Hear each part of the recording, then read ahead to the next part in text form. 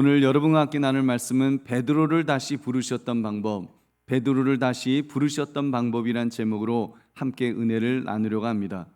예수님께서 부활하시니 모든 것을 이제 다시 세팅을 하셔야 했습니다. 왜냐하면 모두가, 특히 제자들 모두가 실패했기 때문입니다. 은 30에 예수님을 팔아먹었던 배신자 가룟 유다는 스스로 목숨까지 끊은 상태였습니다. 수제자 베드로조차도 작은 여종 앞에서 3번씩이나 부인하며 심지어 저주까지 뱉어내었으니 그런 제자들과 무슨 일을 도모하실 수 있으셨겠습니까? 특히 베드로, 작은 여종 앞에서 배신했던 베드로는 스스로 멘탈이 붕괴되었을 것입니다. 내가 이렇게 비겁한 사람이었구나, 내가 이렇게 배신자였구나, 그래서 다 포기하고 그냥 물고기나 잡으러 가자 그러면서 갈릴리 호수로 돌아갔습니다. 오늘 본문을 보면 그 물고기조차도 잡지 못하는 처지가 되었던 것입니다. 그렇다면 물고기라도 잘 잡았더라면 그래도 베드로 자존감이 좀 덜 무너졌겠죠. 그렇지, 나는 어부로 사는 것이 맞아, 내 주제에 무슨 사람을 낚는 어부가 되겠다고 내가 예수님을 쫓아다녔나, 그렇게 툭툭 털고 어부일이라도 했더라면 영적으로는 안타깝지만 인간적으로는 그래도 조금 다행스럽지 않을까 생각해 봅니다. 근데 베드로는 정말 벼랑 끝이었을 것입니다. 물고기라도 잡으려 했는데 그 밤에 물고기도 잡지 못했을 때 얼마나 기가 막혔을까요? 나는 아무짝에도 쓸모없는 인간이구나, 나는 정말 인간 쓰레기다, 나는 존재할 가치가 없는 사람인 것 같다. 아마도 그런 마음속에 이런 소리들이 끊임없이 울리고 있었을 것입니다. 근데 오늘 성경은 그런 베드로에게 예수님께서 찾아오셨습니다. 그리고 그를 회복시키시며 그에게 다시 사명을 맡기셨던 것입니다. 여러분, 그러므로 베드로를 다시 부르셨던 방법, 이 제목을 가지고 예수님께서 어떻게 그를 다시 부르셨는가를 살피심으로 또 우리를 부르시는 예수님을 경험하시기를 주의 이름으로 축원합니다. 3가지를 살펴보겠습니다. 첫째, 예수님은 경험하게 하셨습니다. 경험하게 하셨다. 물고기도 잡지 못했던 베드로, 얼마나 기가 막힌 일입니까? 어부가 물고기 잡지 못하는 것은 식당 요리사가, 중국 요리사가 짜장면 못 만드는 것하고 똑같은 겁니다. 난 더 이상 짜장면이 안 만들어져. 이게 얼마나 기가 막힌 일입니까? 적어도 잔챙이 몇 마리라도 잡게 되어 있죠. 그물을 던졌는데, 이게 낚시도 아니고 그물을 던졌는데 어떻게 아무것도 잡지 못할 수가 있었을까요? 근데 아무것도 잡지 못했다고 했으니까 밤새도록 못 잡은 겁니다. 이제 희끗희끗 날이 새어갈 때 예수님께서 바닷가에 서 계셨습니다. 물론 제자들은 예수님이신 줄 알지 못했다고 했습니다. 그때 말씀하시기를, 얘들아, 너에게 고기가 없느냐? 고기가 있느냐? 없다고 하니까 그럼 그물을 배 오른편에 던져라, 그리하면 잡으리라 지시하셨습니다. 다행히 제자들이 순종하였고 물고기가 많이 잡혔습니다.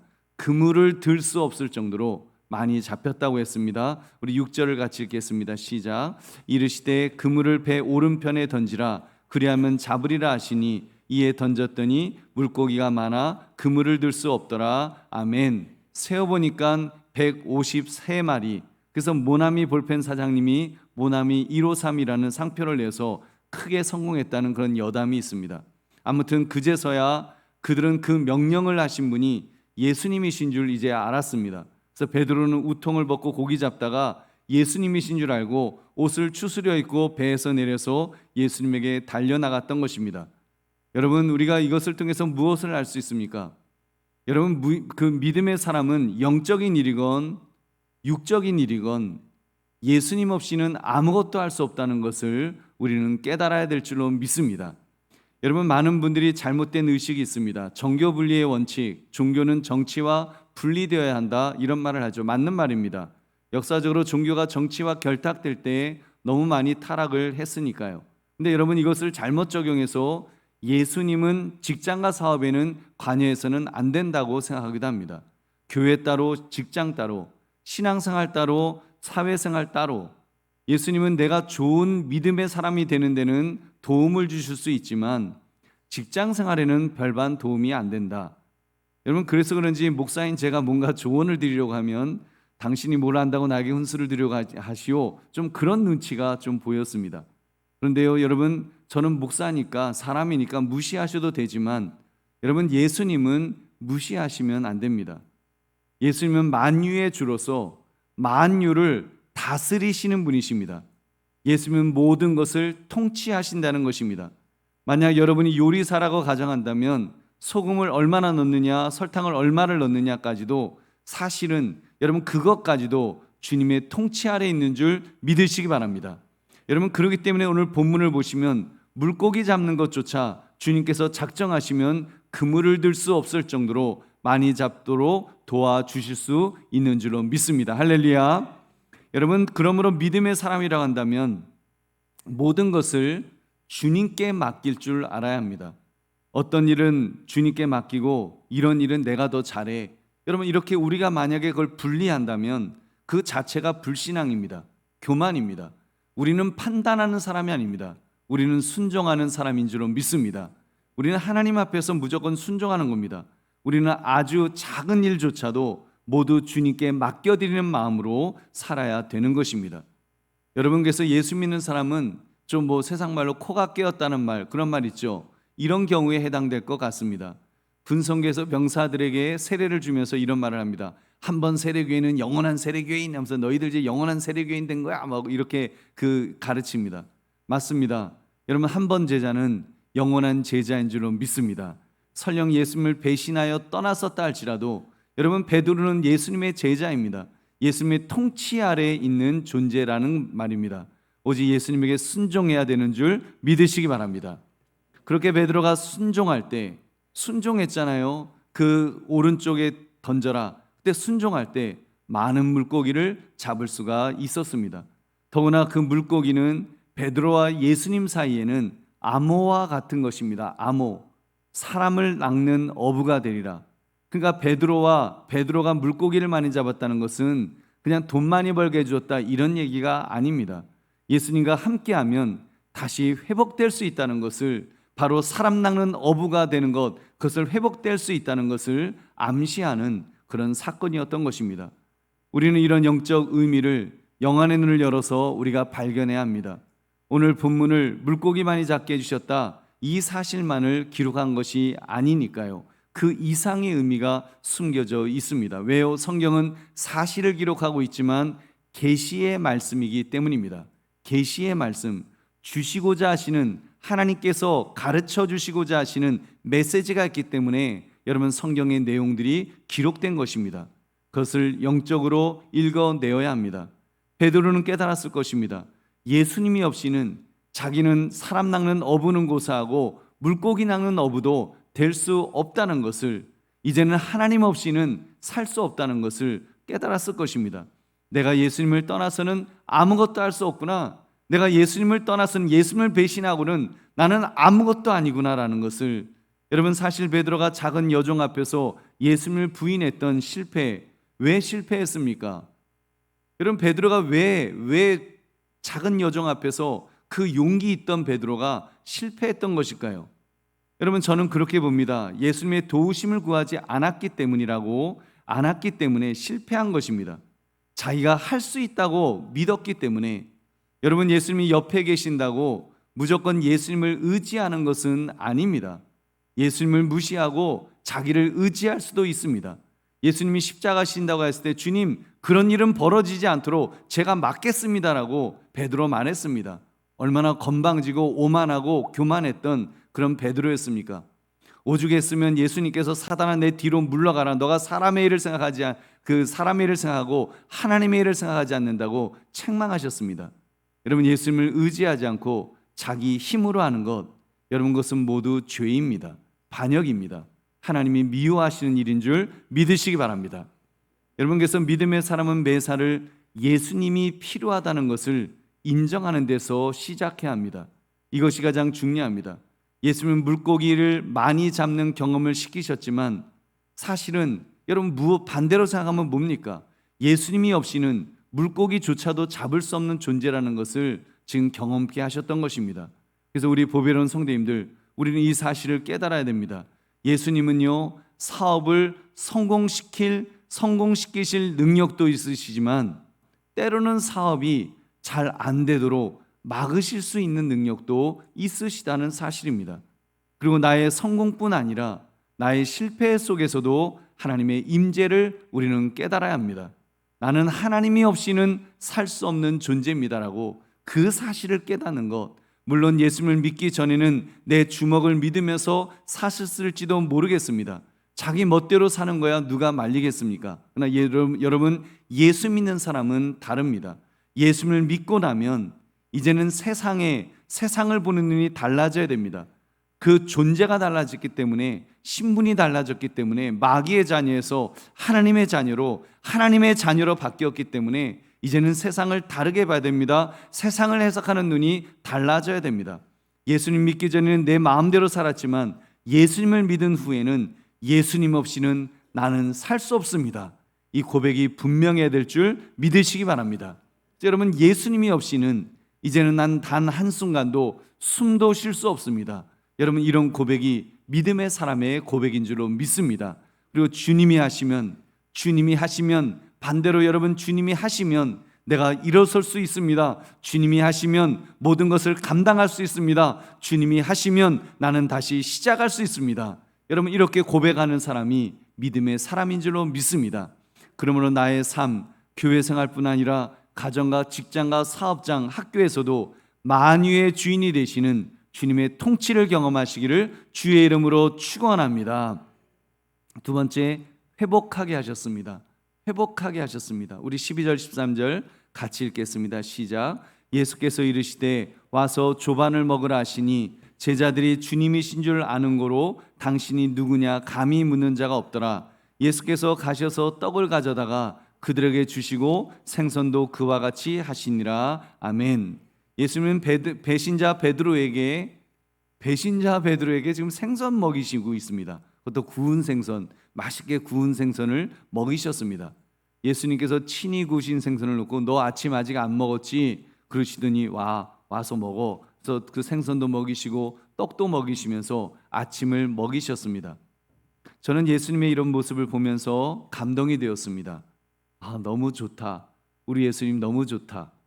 여러분, 우리 예수님은 나의 주님이신데도 세상의 고용주들과는 다르시구나 하는 것을 깨달았습니다. 세상의 왕들과는 확연히 다르시구나, 이 사실을 깨달았습니다. 예수님께서 말씀하셨습니다. 종은 어떻게 사는 것이 종이라 그랬습니까? 밖에 나가서 열심히 일을 한 후에 집에 돌아오면 주인을 위해서 또 저녁을 준비하는 사람이 종이라 그랬습니다. 우리 누가복음 17장 8절 9절 같이 읽겠습니다. 시작. 도리어 그더러 내 먹을 것을 준비하고 띠를 띠고 내가 먹고 마시는 동안에 수종 들고 너는 그 후에 먹고 마시라 하지 않겠느냐? 명한 대로 하였다고 종에게 감사하겠느냐? 아멘. 여러분, 이것이 종입니다. 종의 모습입니다. 근데 우리 예수님은 어떻게 하시고 계십니까?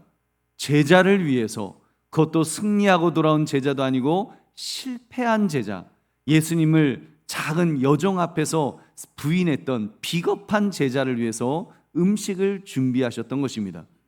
물고기도 많이 잡게 해주시고 음식까지 준비해 놓으신 예수님, 베드로가 밤새도록 고기 잡느라 심신이 지쳐 있는데 회복시키시는 예수님이신 줄로 믿습니다.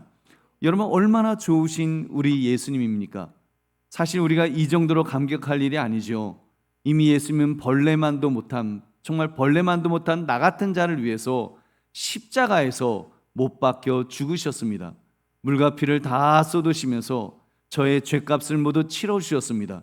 대신 죽어 주셨습니다. 십자가 위에서 내가 너를 이만큼 사랑한다 하시면서 활짝 팔을 벌려서 우리를 향한 주님의 사랑을 보여주신 줄로 믿습니다.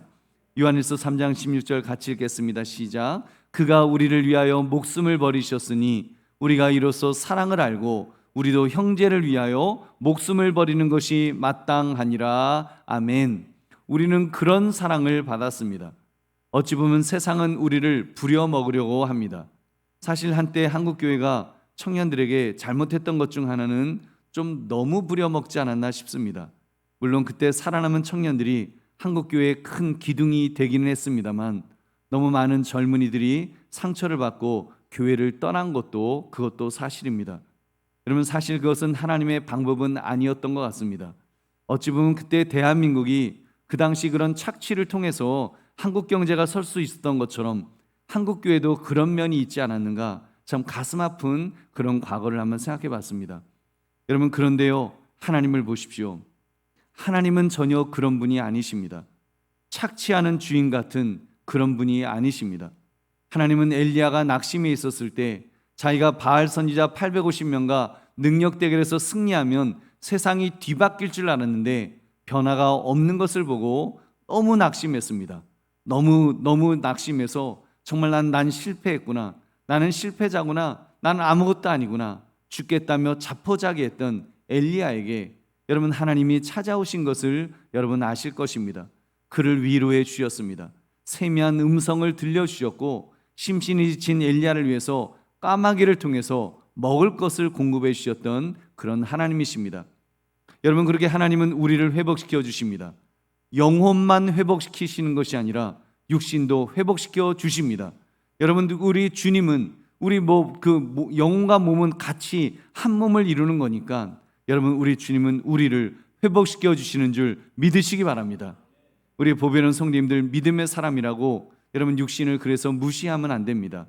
믿음만 있으면 돼, 정신력으로 버티면 돼, 신앙으로 배고픔도 다 이길 수 있어. 여러분, 이것은 적어도 사랑 많으신 예수님의 마음은 아닌 것 같습니다. 예수님은 먹이셨다니까요. 회복이 필요하니까, 베드로에게 회복이 필요하니까 예수님은 먹이셨습니다.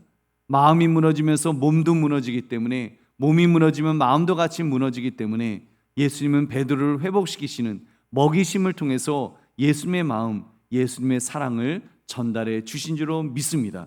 우리 보배로운 성도님들, 오늘 한국교회 주일학교가 무너진다 어떤다 이렇게 걱정을 합니다. 복음으로 그들을 양육해야 되는 것 당연한 말입니다. 진리입니다. 그런데요, 저도 처음에는 이렇게 주일학교 이렇게 보면서 애들 피자 사 먹이고 놀이공원 데리고 가고 하는 것 보면서 야, 그거 너무 인본주의적이다, 저러면서까지 해야 되나, 그런 생각도 있었습니다. 그런데 좀 필요하더라고요. 여러분, 물론 영적으로 그 아이들을 위해서 기도해주고 진심으로 사랑하는 마음이 선행되어야 합니다. 그 사랑이 전달되는 매체가 피자더라고요. 그 사랑이 전달되는 매체가 놀이공원일 수도 있겠다, 그 생각을 했습니다. 제가 어렸을 때는 어느 장로님이 사주신 자장면이 나를 얼마나 사랑하는지를 깨닫게 해주는 매개체였던 것을 생각해 보면 그런 것 같습니다. 여러분, 그러므로 육신을 너무 무시하지 마시고 주님께서 회복시켜 주신 것을 바라보며 회복의 은혜를 맛보시기를 주의 이름으로 축원합니다. 세 번째, 사명을 주셨습니다. 우리 15절의 말씀 함께 읽겠습니다. 시작. 그들이 조밥 먹은 후에 예수께서 시몬 베드로에게 이르시되 요한의 아들 시몬아, 내가 이 사람들보다 나를 더 사랑하느냐 하시니 이르되 주님, 그러하나이다. 내가 주님을 사랑하는 줄 주님께서 아시나이다. 이르시되 내 어린 양을 먹이라 하시고. 아멘. 예수님께서 베드로에게 다소 짓궂어 보이는 질문을 하셨습니다. 너가 이 사람들보다 나를 더 사랑하느냐? 여러분, 이 말씀은 두 가지 의미가 있습니다.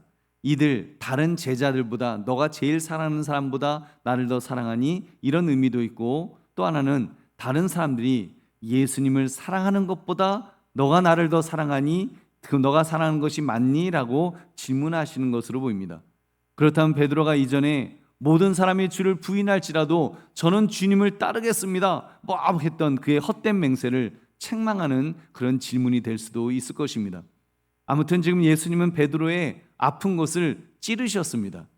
사실 더 사랑하느냐라고 물으셨을 때 제가 사랑하는 줄 주께서 아십니다라고 대답한 것이 내가 제일 사랑하잖아요, 그런 뜻이었을까요? 그런 뜻이었을까요?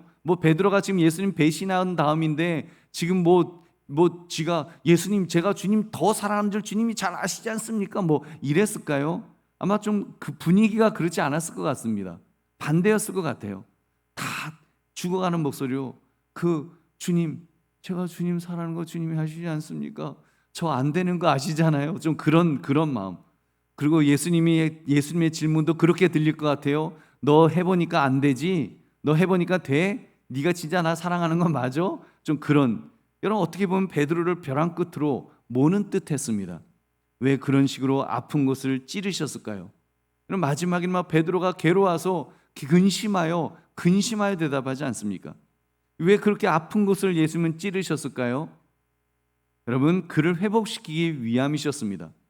여러분, 의사가 환자의 병을 고칠 때 어떻게 합니까? 아픈 것을 헤집어 봅니다. 심지어 메스로 배를 갈라서 그 속 내장에 뭐가 문제가 있는지, 여러분, 배를 가르기도 하고 심지어 막 그 장기를 떼어내기도 합니다.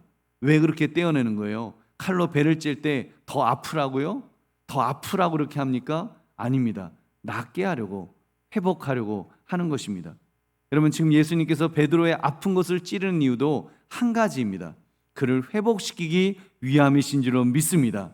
결코 베드로에게도 상처를 입혀서 베드로로 하여금 예수님을 떠나도록 만들려는 목적이 결코 아니라는 말입니다. 그래서 베드로로 하여금 내가 주를 사랑하는 줄 주님께서 아십니다라고 고백했을 때 내 어린 양을 먹이라 사명을 주십니다. 또 말씀하시죠. 내 양을 먹이라. 또 물으십니다. 너 나 사랑하니? 저 사랑하는 거 아시잖아요. 그럼 내 양을 쳐라. 여러분, 그러면서 베드로로 하여금 다시금 사명을 가지도록, 물고기 낚는 어부에서 다시 사람 낚는 어부가 될 수 있도록 사명감을 가지도록 만드신 줄로 믿습니다. 저는 이 장면에 대해서 금요기도 때 말씀드렸습니다. 예수님은 조각구름을 보시면서도 큰 비를 보시는 분이라고 말씀드렸습니다. 그러니까 베드로를 보실 때 며칠 전 작은 여종 앞에서 예수님을 부인했던 겁쟁이 베드로를 보고 계시는 것이 아닙니다. 실패했지만 베드로는 다시 일어설 것입니다. 그가 일어서서 성령 충만하심을 입고 유대인들 앞에서, 로마 군인들 앞에서 너희가 십자가에 못 박아 죽인 예수가 다시 살아나셨다라고 외치는 바로 그 베드로를, 그 복음 전도자 베드로를 예수님은 보고 계시는 것입니다. 그렇기 때문에 이어지는 내용을 보면 예수님은 베드로가 십자가에 거꾸로 매달려 순교할 것을 말씀하신 것입니다. 요한복음 21장 18절, 내가 진실로 진실로 내게 이르노니 내가 젊어서는 스스로 띠띠고 원하는 곳으로 다녔거니와 늙어서는 내 팔을 벌리리니 남이 내게 띠띠우고 원하지 않는 곳으로 데려가리라. 아멘. 그렇습니다. 예수님은 우리를 전시적으로, 전체 시간적으로 보시는 그런 분이십니다. 전시적이라는 말, 여러분, 전지적 작가 시점이라는 거 여러분 들어보셨죠? 작가가 책을 쓸 때 전지적 신처럼 모든 것을 다 아는 그런 어떤 입장에서 그 어떤 소설을 써나가는 것처럼, 전시적이라는 말은 시간 전체를 한꺼번에 한 번에 볼 수 있다는 뜻입니다. 여러분, 예수님은 이게 우리는 상상이 안 가죠. 근데 예수님은 하나님이시기 때문에 시간 안의 모든 것을 동시에 보십니다. 우리의 과거, 현재, 미래를 우리는 시간 속에서 볼 수밖에 없죠. 그렇지만 여러분, 하나님은 전체가 다 보이시는 거예요. 그러니까 어렸을 때 베드로, 예수님 따라다니던 베드로, 예수님을 3번씩이나 부인했던 베드로, 그리고 동시에 한 번 설교할 때 3,000명, 5,000명씩 회개하는 역사가 일어났던 그 복음 전도자 베드로, 이 모든 것이 예수님은 동시에 다 볼 수 있으시다는 것입니다. 여러분, 그러니까 예수님은 다 말씀하시잖아요. 나 예수님 배신 안 하겠습니다. 그랬더니 너가 3번 배신할 거야. 그런 말씀 다 하시잖아요. 예수님은 다 아시는 겁니다. 다 보이시니까.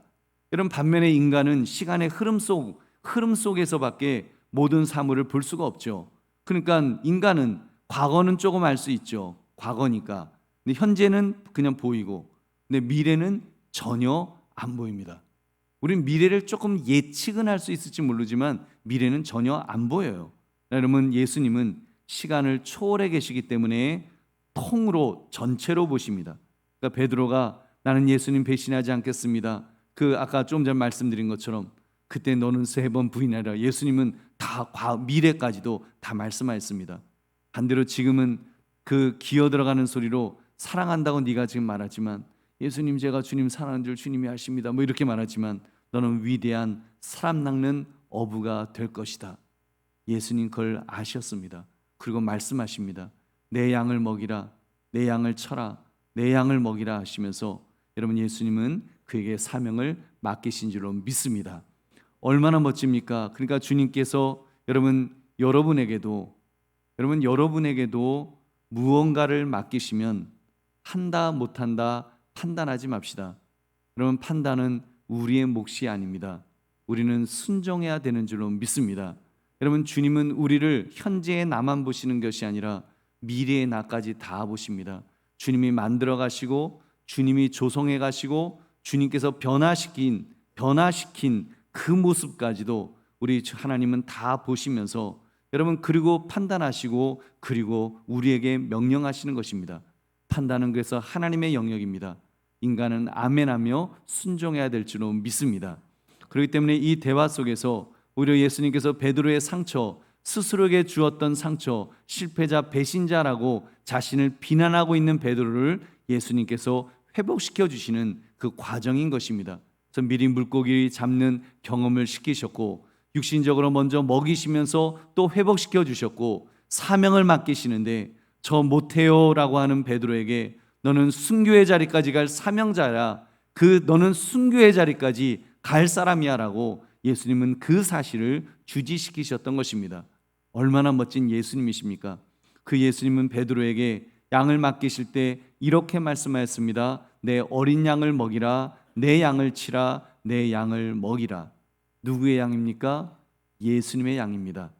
여러분 우리 사명자로서 우리 요 한 가지만은 꼭 더 기억합시다. 여러분 이 사실 한순간도 잊어버려서는 안 됩니다. 여러분 예수님의 양입니다. 내 양이 아닙니다. 목사의 양이 아닙니다. 교회의 양이 아닙니다. 여러분 예수님의 양이신 줄 믿으시기 바랍니다. 그래서 여러분 내 소유의 교회가 아니고 내 소유의 무엇이 아니고 여러분 이 사실을 분별하지 못한다면 여러분 우리는 사명자로 쓰임 받다가도 얼마나 비참한 존재가 될 수 있습니까? 그러므로 여러분 예수님께서 자기의 양을 자기의 교회를 맡으라며 사명 주실 때 충성을 다하시는 저와 여러분 되시기를 주님의 이름으로 축원합니다. 이제 말씀을 맺습니다. 부활하신 예수님은 우리를 찾아오십니다. 우리가 완전하고 힘이 있고 성공했기 때문에 찾아오시는 것이 아닙니다. 우리 예수님은 우리를 끝까지 포기하지 않으시기 때문에 찾아오시는 것입니다. 그래서 우리의 반응은 한 가지여야 합니다.